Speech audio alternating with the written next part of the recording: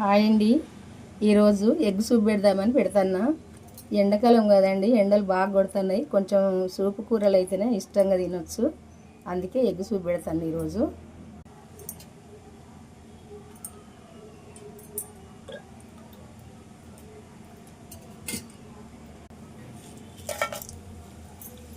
అర డజన్ కదండి ఎగ్ అండి. ఇది నేను సరిపోనైతే ఇందులో నూనె వేసుకున్నా.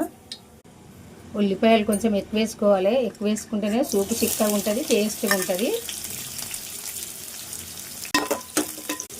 పసుపు కొంచెం ఎక్కువనే వాడాలి. పసుపు, అల్లము వెల్లుల్లి పేస్టు కొంచెం అప్పటిదప్పుడు దంచేసుకుంటే చాలా టేస్ట్గా ఉంటుంది.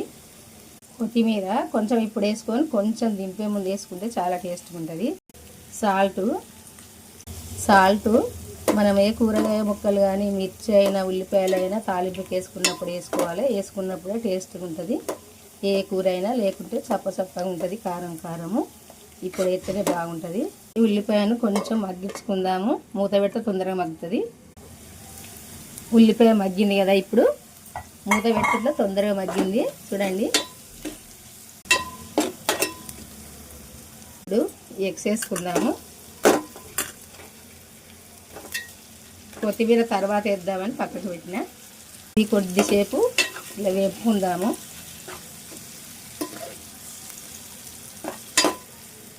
కారం వేసుకుందాము. సరిపోను 2 స్పూన్లు వేస్తేనే సరిపోద్ది. కొంచెం కలుపుకోవాలి. కొద్దిసేపు సూపు ఫస్టే తీసి పెట్టుకున్నాను నేను. ఇందులో పోసుకుంటే సరిపోద్ది. చిక్కగా ఉంది కదా, కొన్ని వాటర్ వేసుకుందాము.